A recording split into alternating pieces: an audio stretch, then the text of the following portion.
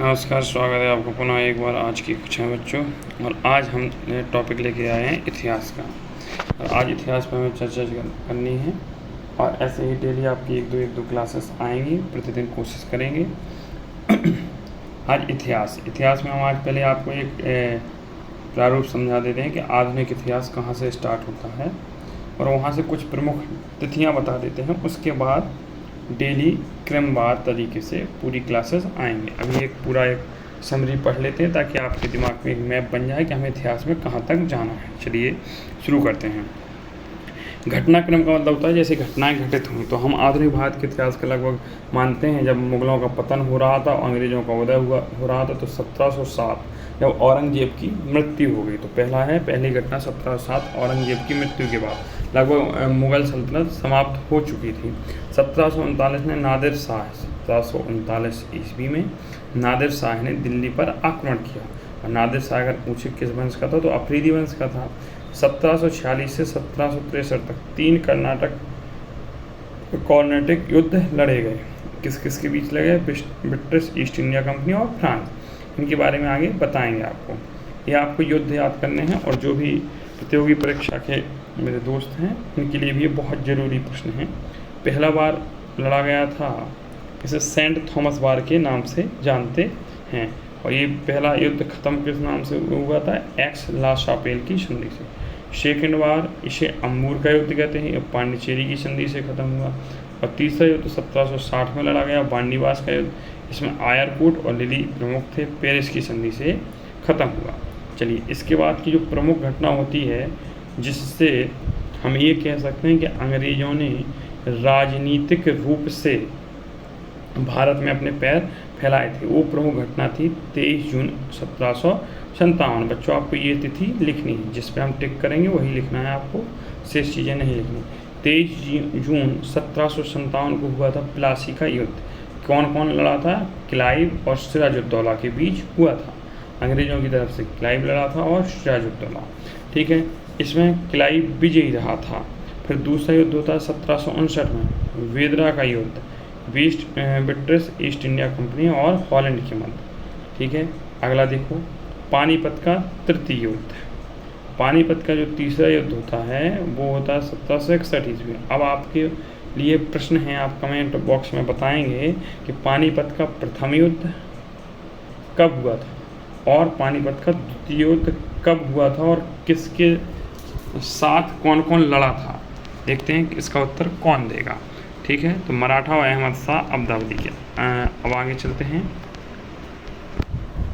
फिर जिससे अंग्रेज़ों ने अपनी सत्ता स्थापित कर ली वो था 1764 का बक्सर का युद्ध। हेक्टर मुनरो ने लड़ा, ये भी सिराजुद्दौला के साथ हुआ। इसके बाद 1765 में ये त्रिगुट सेना के बीच हुआ था। हेक्टर मुनरो जो बक्सर के युद्ध त्रिगुट सेना के बीच हुआ था। इसमें 3 राजाओं की सेना थी, अवध का नवाब, बंगाल का नवाब और इसके अलावा दिल्ली का राजा भी था, दिल्ली का बादशाह भी था।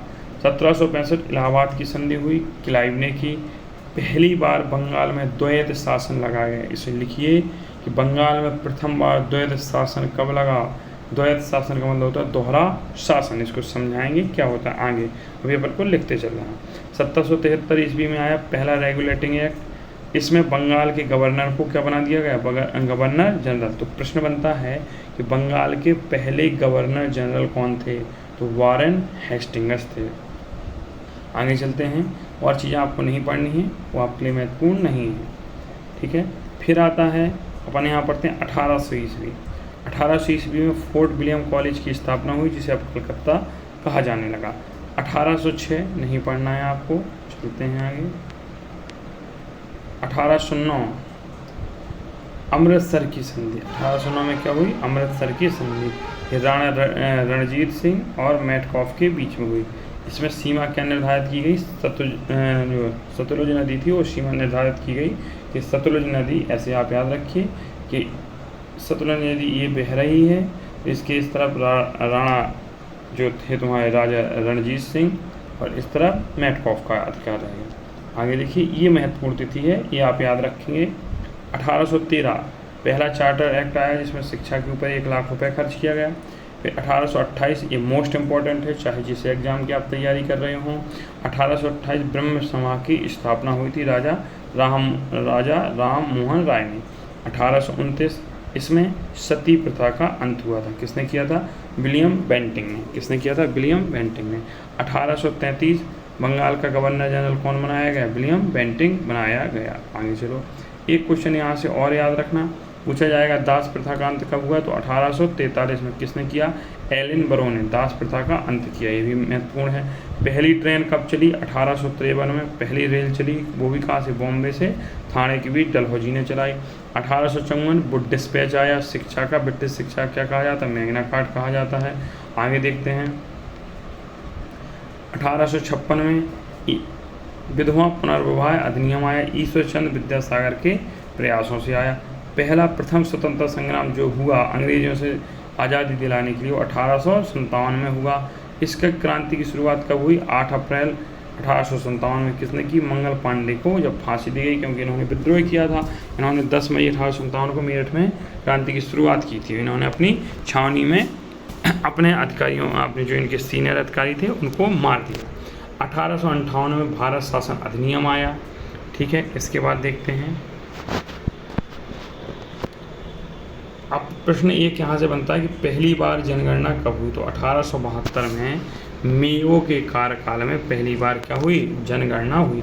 जो प्रश्न हम पढ़ रहे हैं वही आपको लिखने हैं। 1875 में आर्य समाज की स्थापना हुई। आर्य समाज की स्थापना हुई। ठीक है, और इंडियन लीग की ही भी एक क्वेश्चन और है कि 1857 में ही इंडियन लीग की स्थापना की गई, जिसे किसने किया था? शिशिर कुमार घोष ने। तो यहाँ 2 प्रश्न आए अपने।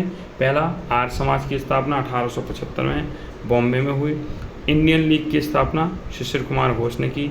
आर्य समाज की स्थापना किसने की? इसका प्रश्न है, आप कमेंट बॉक्स में बताएंगे। ठीक है, हम अगली वीडियो में इसका आंसर जरूर देंगे आपको। 1876 में इंडियन एसोसिएशन की स्थापना हुई। 1878 में वर्नाकुलर प्रेस एक्ट आया। कौन, किसके शासनकाल में? लिटिन के।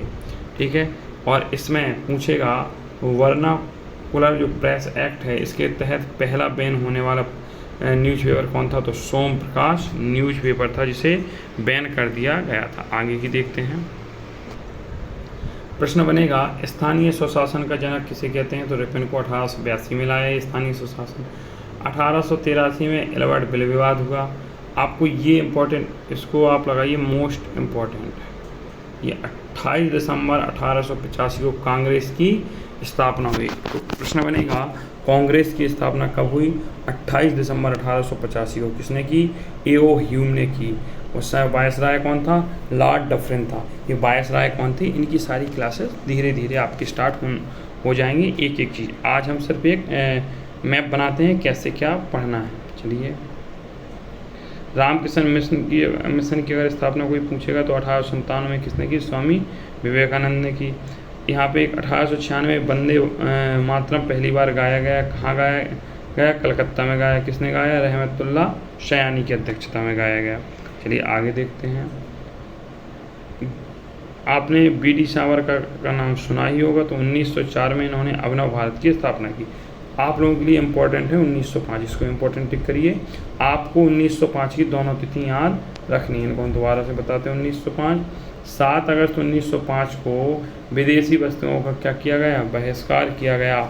और 7 अगस्त 1905 को स्वदेशी आंदोलन प्रारंभ किया गया। कहाँ से किया गया? कलकत्ता से, टाउन हॉल से प्रारंभ किया गया। 16 अक्टूबर 1905 को बंगाल विभाजन की जो घोषणा हुई थी, उसमें बंगाल में शोक दिवस और रक्षाबंधन मनाया गया। तो पूछा जाएगा कि बंगाल विभाजन कब हुआ? 1905 में हुआ। लेकिन इसके विरोध की वजह से स्वदेशी आंदोलन कब चला? 7 अगस्त 1905 को। फिर आपसे प्रश्न पूछ लेगा कि जो बंगाल विभाजन का विरोध हुआ, इसमें शोक दिवस कब मनाया गया? 16 अक्टूबर 1905 को। और इसी दिन रक्षाबंधन भी मनाया गया। आगे चलते हैं, अगली तिथि। अब आता है मुस्लिम लीग, जहाँ से देश विभाजन की नींव पड़ी थी।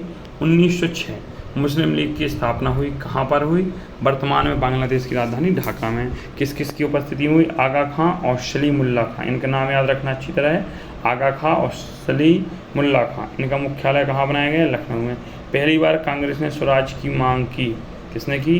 दादा भाई नौरोजी ने। दादा भाई नौरोजी की अध्यक्षता में पहली बार स्वराज्य मतलब होता है हमारा राज, स्वयं का राज। 1907 सूरत अधिवेशन रास बिहारी बोस की अध्यक्षता में हुआ। इसमें कांग्रेस का विभाजन हो गया। इसमें क्या था, कांग्रेस का एक गरम दल था, एक नरम दल। गरम का मतलब होता था जो कहते थे कि हम लड़के आज़ादी लेंगे। नरम दल का मतलब होता था जो बातचीत से, आंदोलन के माध्यम से लेते थे। हमारे गांधी जी नरम दल में थे, सुभाष चंद्र बोस गरम दल के नेता थे। 1908 में खुदीराम बोस ने बम कांड किया, इसलिए इनको सबसे कम उम्र में फांसी की सज़ा सुनाई गई थी। 1909 मार्ले मिंटो अधिनियम आया, इसे सांप्रदायिक निर्वाचन प्रणाली की क्या कर दी, घोषणा कर दी, अनाउंसमेंट कर दिया। 1911 जॉर्ज पंचम दिल्ली आए और दिल्ली दरबार लगा, ठीक है। और इन्होंने ही 1911 में आके जो बंगाल विभाजन 1905 में हुआ था उसको रद्द किया और भारत की राजधानी कलकत्ता से कहाँ स्थानांतरित की, दिल्ली। लेकिन याद रखिए 1911 में इसको सिर्फ अनाउंस किया गया था कि होगी। भारत की राजधानी दिल्ली कलकत्ता से कब बनी, कलकत्ता से दिल्ली तो 1912 में बनी। कब बनी, 1912 में। और 1911 के कलकत्ता अधिवेशन में जॉर्ज पंचम के आगमन की उस पर ही पहली बार राष्ट्रगान गाया गया, ठीक है। ये यहाँ तक आज 1911 हो गया। इसके बाद कुछ प्रमुख तिथियाँ आप बता सकते हैं। चंपारण सत्याग्रह पूछा जाएगा आपसे, कब हुआ, तो 1917 में हुआ। कब हुआ, 1917 में। अगला हम आपसे प्रश्न पूछते हैं, आपको कमेंट बॉक्स में बताना असहयोग आंदोलन कब हुआ, भारत छोड़ो आंदोलन कब हुआ, और इसके बाद गांधी जी पहली बार कांग्रेस की अध्यक्षता किस सन में की। ये 4 को प्रश्न आप बताएंगे। अब हम यहीं विराम लेते हैं और अगली कक्षा में फिर मिलेंगे। बहुत बहुत धन्यवाद आप सभी का।